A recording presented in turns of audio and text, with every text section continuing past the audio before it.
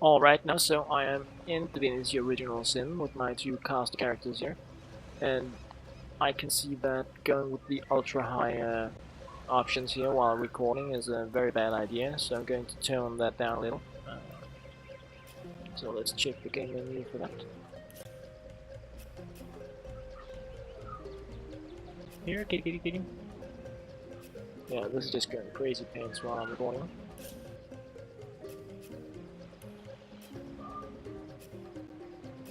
Okay, so I'll take it to ultra, but so let's just go with. I'm gonna try medium at least. So let's see if that helps up things a little.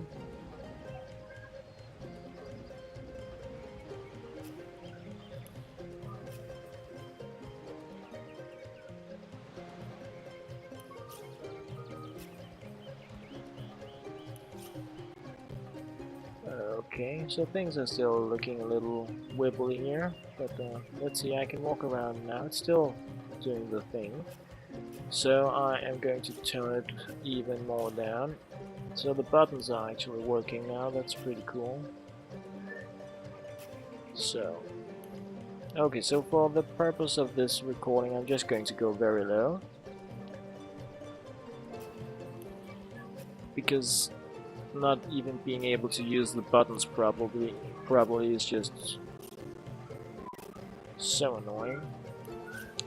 Okay, so let's check out this stuff. So what you can do here is you can walk around, and there are crates and shells and stuff all over the place. So you click on something. This is the take all button. You can just like go around, pick up stuff if you want to. If I didn't know there were orc ships raiding to the west, I'd mistake this for a placid beach. At least the orcs make a bit of noise when they attack. It's dark-dealing sorcerers that'll strike with neither warning nor mercy. Okay, so they added in a bit more dialogue there. So to really get started with this stuff, you're going to find a dead guy up here, and so there's more seashells there, but I don't really need that stuff. So there's a journal here that you can grab. Is that a corpse? Oh, that's a rain scroll. That's cool. What's We it can use doing that for here a quest alone? later. What, did you expect it to have an entourage? So you just kind of click the guy to be able to loot. He has a journal that you can read. I'm gonna press I for the inventory and just go read it, just for the purpose of reading it, without really doing anything, because it's not that important for me. So let's close this down again. And then now you need to kind of like talk with your other character about the stuff in the journal. And you can pretty much agree or disagree on things. If you disagree, you can do a stone, scissors, paper thing, and you get some bonuses for however you do the dialogue. So you can go pluses in romantic like I did here. So another empty crate. The only thing that I'm really looking for is lockpicking tools and scrolls. So up here the first little battle thing is going to be, and I just wanted to make sure I had my abilities sorted. I have my heal, bit of cold, set something to chilled, staff, yes. So what's this stuff here? No dagger weapon equipped, so that's cool. I selected an ability that requires a dagger that I don't have. That's just how amazing I am. So that's gonna be a bummer, but let's check out this one. So that's really the character I want as the main one. You can rotate your characters here, set them to not follow each other, or you can link them so that they follow each other. That's pretty cool stuff. So what I want to do here, since I know I'm going to be battling, I can put down some oil up there that I can set on fire, and then we can walk into the battle. So these cultist things come out. Curses upon them, source hunters! Secure the stone! I'll deal with these rats. So, Goddess be with you, master. okay, this is new. Normally I get skeletons. Oh, I'm still gonna get that. Rise, arise, drawn forth from blood. I bid you aid. Good times.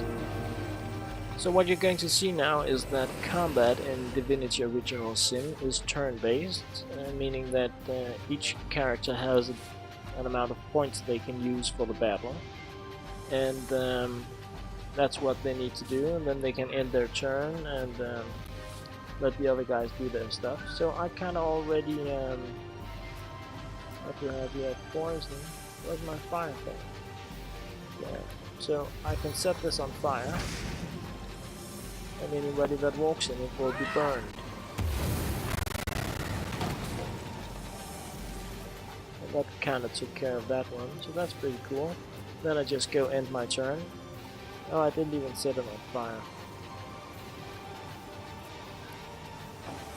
So I have this other girl here. She has the staff, she can chill something, and she can heal. So I'm just going to use the staff with Magus thing and shoot that guy. So that's not a high damage option, but and you can see how many action points different moves take, and you get new action points every round in the battle. You can also save up some for next turn. So I'm just gonna flare this dude here and then shoot him. And then it's pretty much game over for this battle. You get some experience points and you move on. So I preserved some action points because I didn't do everything that I could action points wise. You have these up here. So you can save up for more advanced moves and plan your attacks that way. That's pretty cool stuff. So, experience points. Their leader said something about escaping with a stone. Stolen from this dungeon, I imagine. So, can we get inside? This is the first dungeon, and it's pretty much a tutorial dungeon.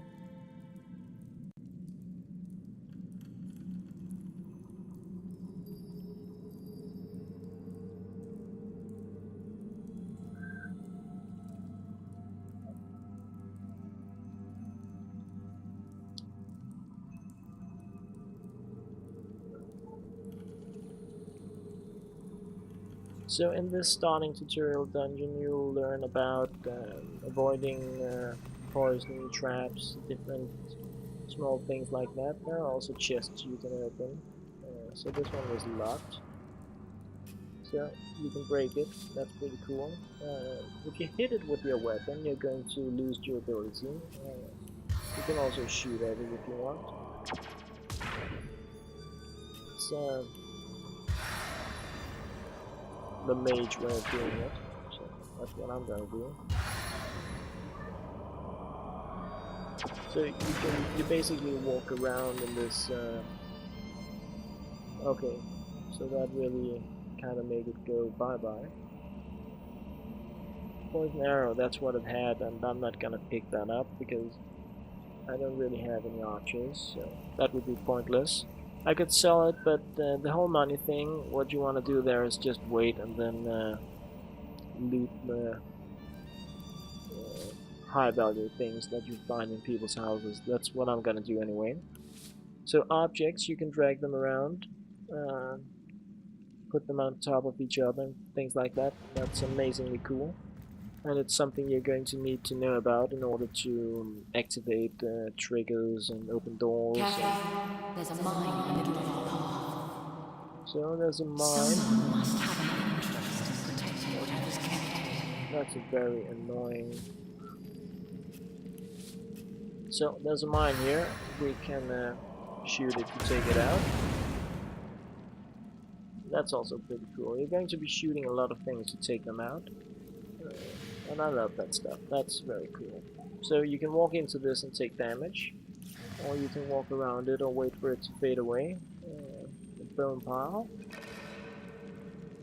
Nothing in it.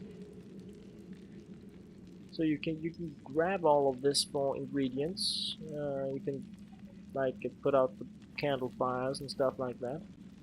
So it's a very free. You can move objects around inside the dungeon. If you have telekinesis, you don't need to actually go to them. That's going to be very useful.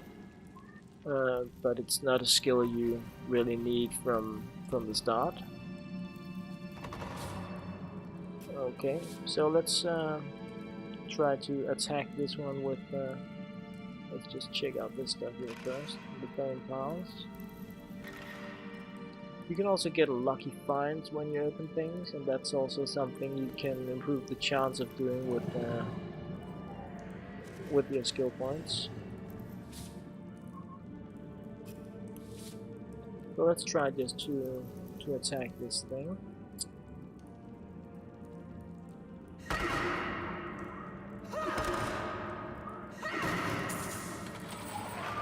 So that's faster than shooting it for sure, and it had a decent amount of gold inside it and a 2 chest key, so that's good times.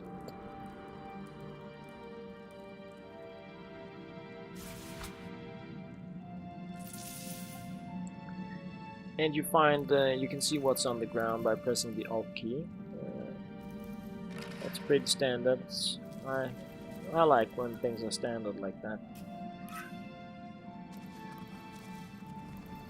So you're going to be walking around inside this small dungeon, and you can go check out all these different vases and chests and stuff, pretty much as you want to. There's no right or wrong way of doing this. You can also just skip going down here if you don't want to. That's one of the. I've always heard it's typically more to a king's tomb than meets the eye. It could be a win, or it could be a lucky day. That's one of the amazing things about Divinity Original Sin. You can play the game as you want. So let's read this as well.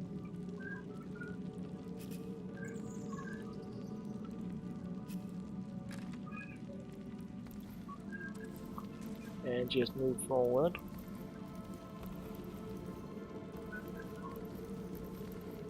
That's where we came from. I'm definitely going to get this window smaller for the next recording, because this lag stuff is fairly annoying.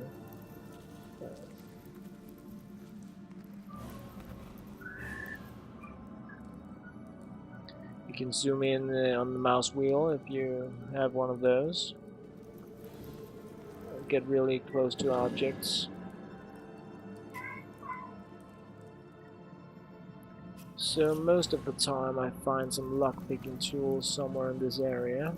Yeah, right there. And that's the stuff I want.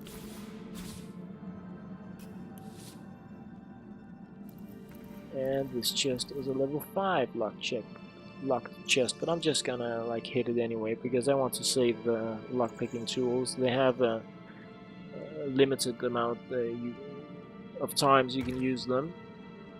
So this one, that's just one, I think. So it's not. I don't want to waste them here. I want to save them for later. So I just wanted to check out. Yeah. So this isn't my lockpicker. So what I can do here is right-click and send them to Origina. That is my lockpicking gal. And now I'm just gonna beat the crap out of this chest.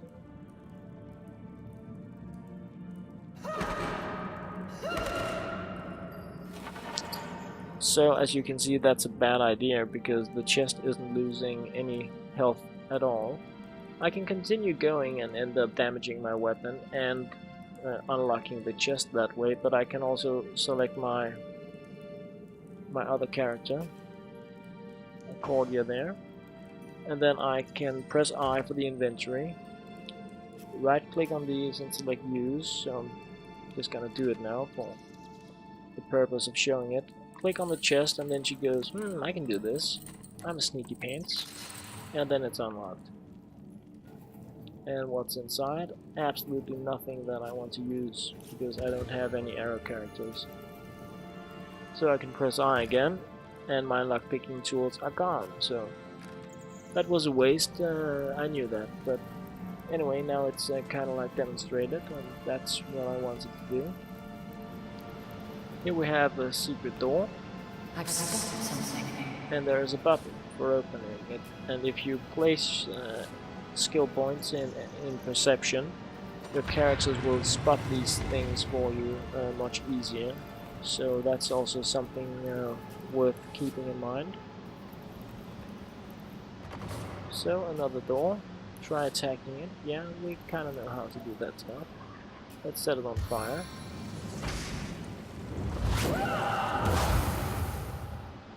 And then grab the other one to just do the thing.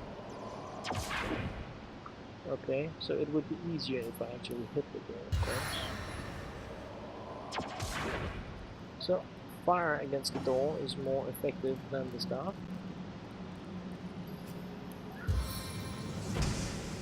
As you can see. That's really something that works. We may sure work with that door, but I don't Fire. imagine our weapons will survive Then you have the such positive. True. Bashing through every entrance we find is bound to affect our gears durability. Okay, so this voice stuff is extremely annoying. So moving a little further into this demo dungeon thing. For some reason the sound went away, but that's good. I see a scroll over here, and you really want to pick up these scrolls because they can have a huge impact on the game. Will make so many things easier for you, and the rain scroll such as this can be used to put out fires, and that's kind of what they want you to do here. They want you to put out these fires, but you can also use oh, not enough strength, of course not. You can also use your abilities, even a fire ability. You can smash this, and then the water will pour out, and you can set out the fires on the ground.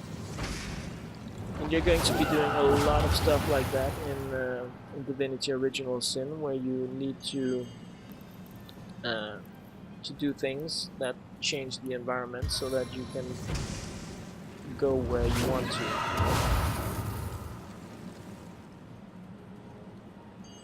If I would have had telekinesis, I could put one into, I know there's one here, but then I could move a barrel from here into a place where I am unable to walk and clear it out that way too. So that's really cool stuff. The telekinesis is a very strong ability, but it's not one that I feel is necessary from the start.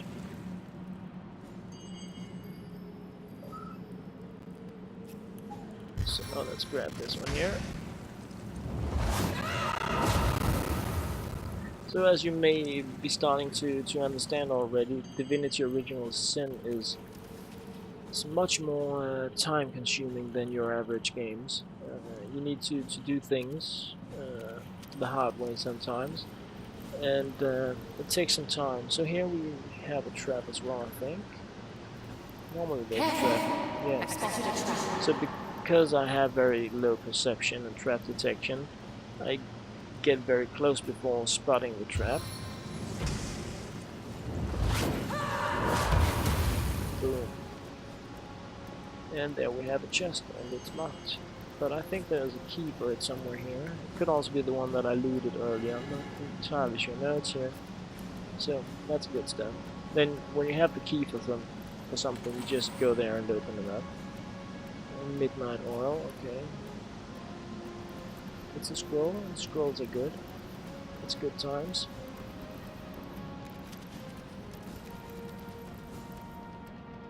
So I think we're going to move into the first battle thing soon, or second battle thing. So here we have a poison surface, or poison cloud, and you just burn that away. So if you don't have a fire spell, a fire scroll, or can move fire into it, you're going to be unable to pass or take serious amounts of damage trying to get past it. So that's really one of the reasons why I wanted a water and a fire skilled character, because it will allow me to pass a great deal of things. So a huge amount of damage on this one, but it can't be repaired and has a durability of 1, but you can deal 46 to 55 damage with it, so that's it's a fun thing. I like that. Just crush that guitar on people.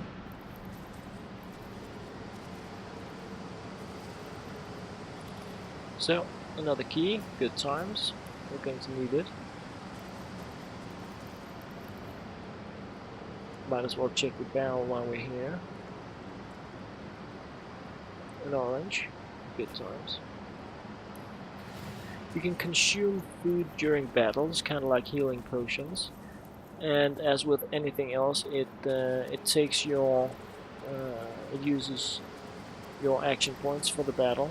So you need to kind of time how you do everything like that if you want to have the best chances of doing things. So let's see what we have here. Nothing of interest. A big door that happens to be closed, but that stone gate just opens with the lock that we just found. So that's good.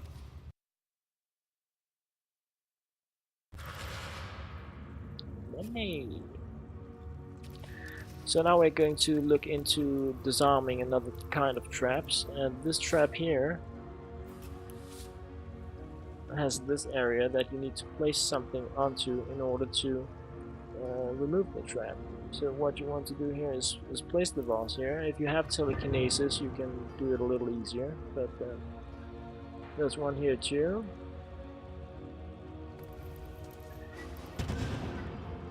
And there's a chest in here that we kind of want to... I need to see what that thing is. It's there. See if I can hit it. And then we can pass, go in and open the chest that isn't locked. And what's that? More arrows. There are a lot of arrows and arrow stuff in this game.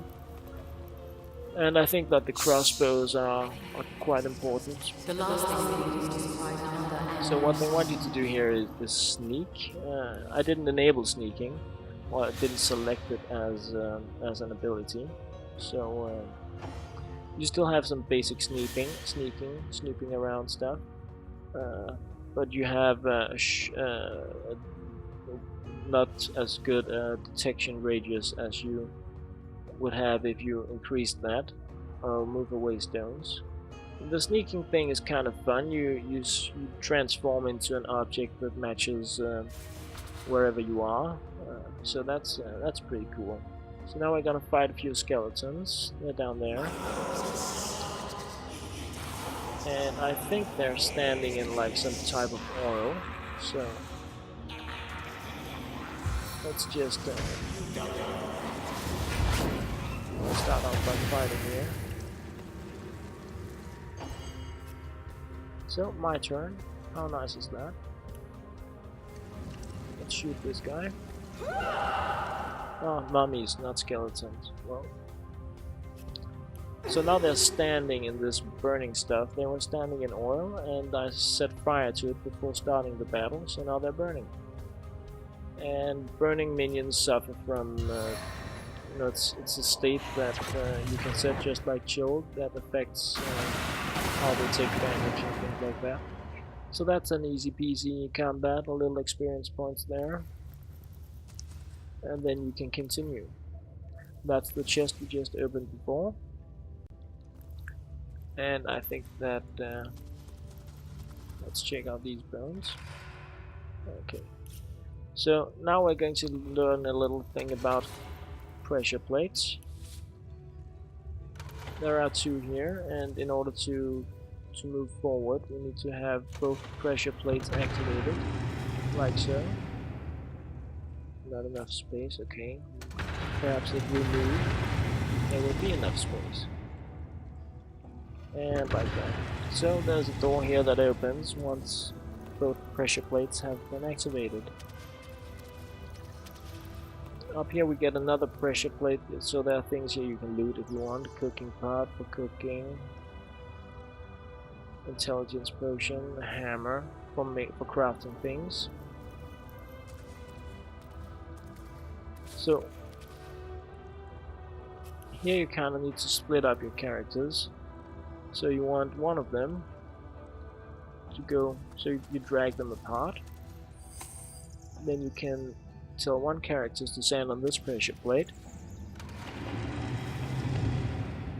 this door opens, and there's another pressure plate on the other side here that will open when you stand on it, right there, so that the first character can pass through. And for some reason this character thinks that it has to go that way, which is kind of stupid. But now that the characters are both together on this side, we can relink them by doing like this. So this character is damaged. They don't really heal that well over time. So I know that I'm heading into battle, so I'm just going to heal up before doing that. There's like a semi-mini boss thing up there. You can actually also start healing before going into battle. That can be a pretty sneaky thing to do, but it's kind of easy stuff here at the start, so it's not that important. You can like pop down some oil, start the healing, and then when the battle starts, you can set it on fire, and then you have a really good advantage. So you can use the save load options like that to really turn things into your favor if you're into that stuff. So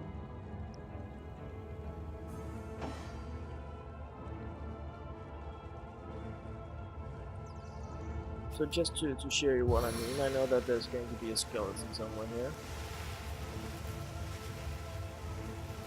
We'll come up there actually, but there will be like a mini boss thing there. So we can put down some oil here before going into the battle. It will disappear quite fast if you don't go into battle. It has a time thing, so this is just to show you what I mean. Okay, so it may actually disappear before battle because I have to read this stuff. No? Okay, so let's pop in another. And then kind of like walk over here. And then it comes. So this entire area is filled with oil. He's going to jump down here. I'll set it on fire and gain an advantage from the start of the battle. So I think I need to talk with him first. So that's so I don't really care much about these. I've been through them several times, trying to play with my kids. So yeah, it cleared the area. It could be something new after the actual game release. I'm not sure about that, but so chilling, I don't really care.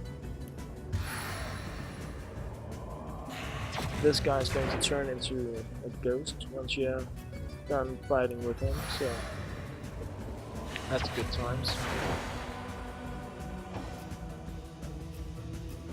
And I'm not going to do the oil thing, I'm just going to shoot him. Or I'm going to do the smart mage thing and walk into him and beat him with my stick. That's also very intelligent.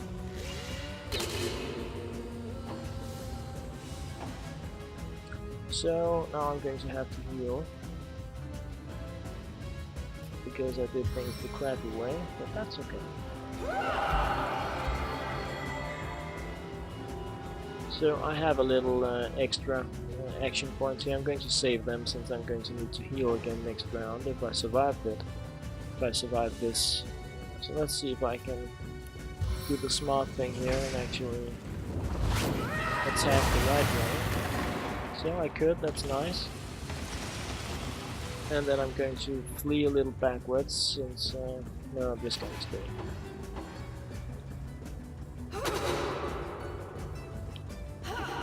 So that's good stuff, bizzle bizzle.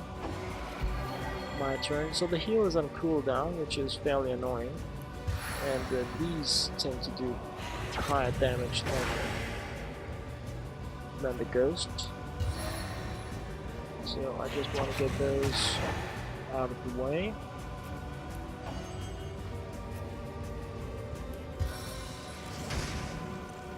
Like so. One down. And when you can't do anything, your turn ends. So that's pretty cool. And you don't need to press the end turn when you're unable to do anything. So the heal is still on cooldown, and I'm just going to... So you can see I can't attack this target because this guy here is in my line of sight.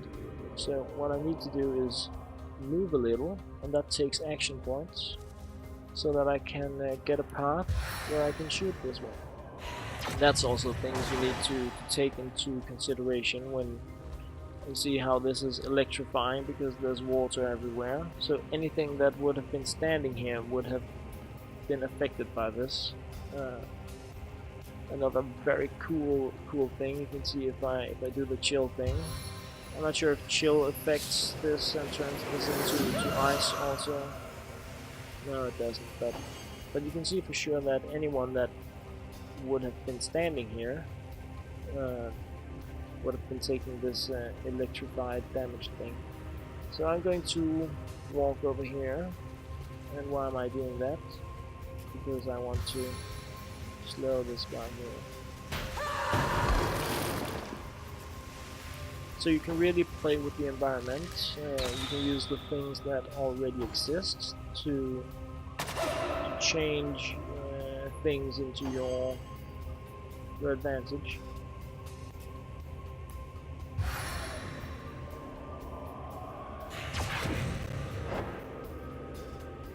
So this guy is a little annoying to battle. I'm not sure if you actually need to take these things out first. We didn't in the beta, but it does not appear to be taking a great deal of damage. So I can't shoot there for some reason. I want to use this, but I can't. So I'm going to do the oil thing.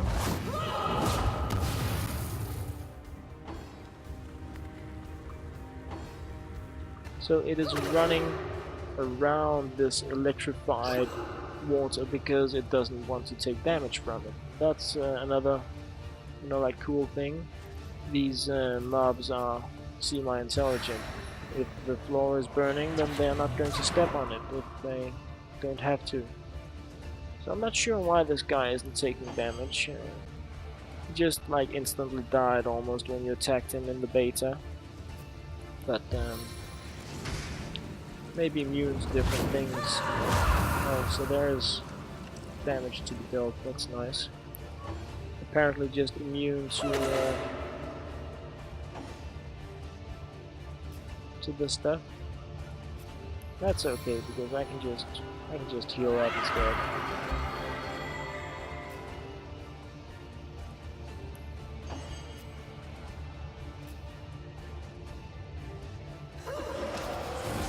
So I didn't even use the ability there, even though I planned on doing so. I can use the slow so that the skeleton can't get much closer to me. Not that it matters, it's a ranged skeleton, but that's just really to show some of the options here.